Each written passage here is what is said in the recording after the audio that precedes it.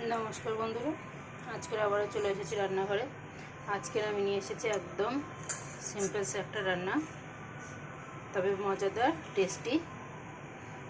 তো এখানে আমি নিয়েছি বেশ কটা পটলগুলো একটু শুকিয়ে যাচ্ছিল, তাই কেমন হয়ে গেছে। তো গাগুলোকে আমি সুন্দর করে ঘষে নিয়েছি হালকা হাতে রেখে, আর এইভাবে দেখুন দু সাইডে একটু ডিজাইন করে ছিঁড়ে ছিঁড়ে কেটে নিয়েছি। এই যে একটা সাইড আর এই একটা সাইড দেখুন, সবগুলোকে কিন্তু এইভাবে আমি চিড়ে চিড়ে কেটে নিয়েছি, আর গোটা গোটা আছে। এগুলোকে আজকে আমি ফ্রাই করব।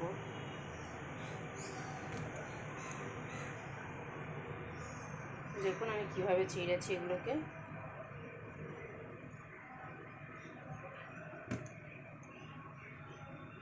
এই একটা সাইড এই একটা সাইড, দু সাইড করে ভালো করে সুন্দর করে চিড়ে নিয়েছি। তো চলুন, এগুলোকে কিন্তু আমি পরিষ্কার করে ধুয়ে নিয়েছি, এর মধ্যে আর কিছু দিইনি। তো এখন আমি একটা মশলা বানিয়ে নেব। বিশেষ কিছু মশলা নেই, একদম ঘরোয়া মশলা। তো এখানে দিয়ে দিচ্ছি স্বাদ অনুযায়ী নুন,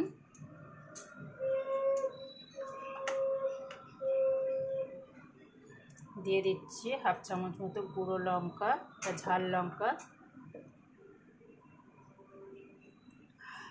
1 চিমটি হলুদ, মানে হাফ চামচের থেকে অনেক কম। তো সামান্য একটু জিরে গুঁড়ো, একটু ধনে গুঁড়ো,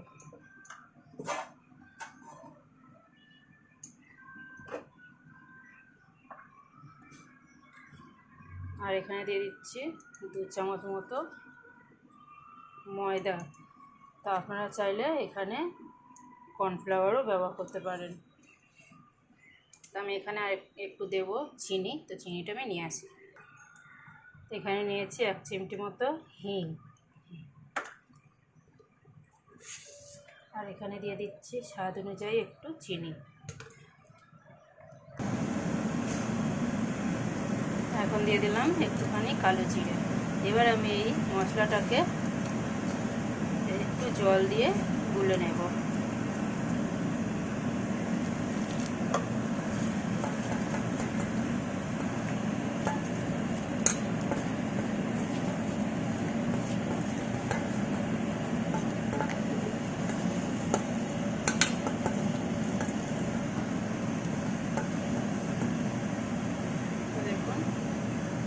এটা কিন্তু একদমই পাতলা না, একদম মোটা মোটা করে আমি মশলাটা মেখে নিয়েছি।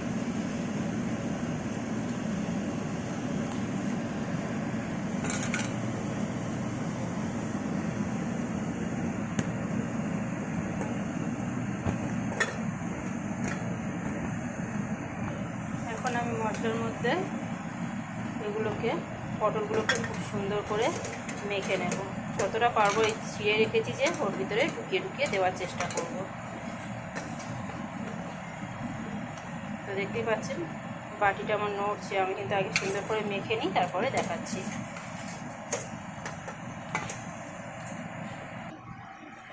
তো এখানে দেখুন পটলটা আমি কত সুন্দর করে মেখে নিয়েছি মশলার সাথে।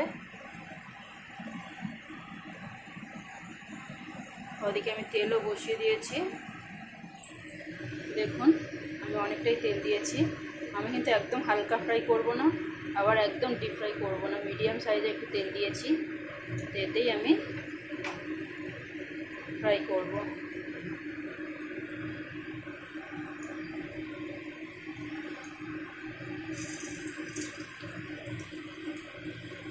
এখন আমি তেলের উপরে একটা একটা করে পটল দিয়ে দিচ্ছি।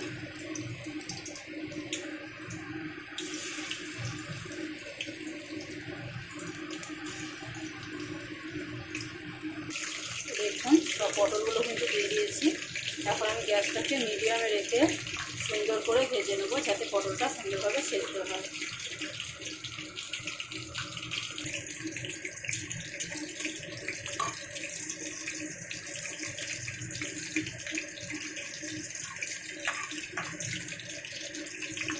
এখন পটলগুলোকে আমি একটা একটা করে সাইড করে উল্টে দিচ্ছি। এরকম উল্টে পাল্টিয়ে সব সুন্দর করে ভেজে নেব।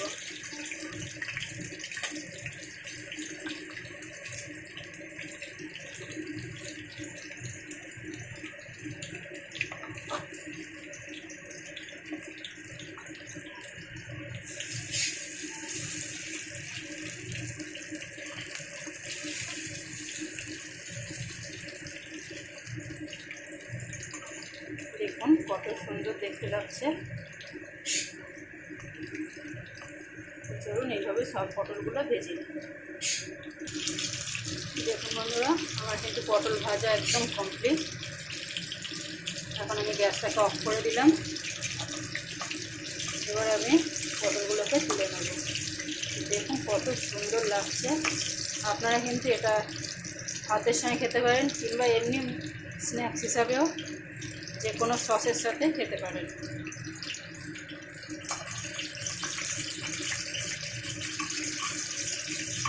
তো এখন আমি এটাকে তুলে নেব।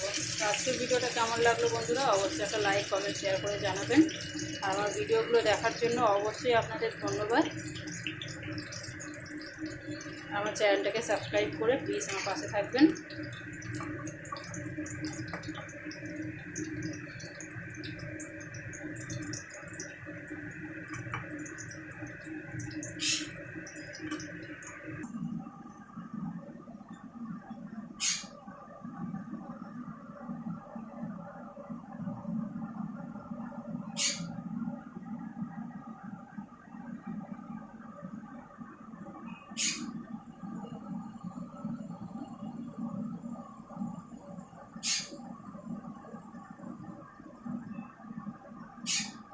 ধন্যবাদ বন্ধুরা, টাটা।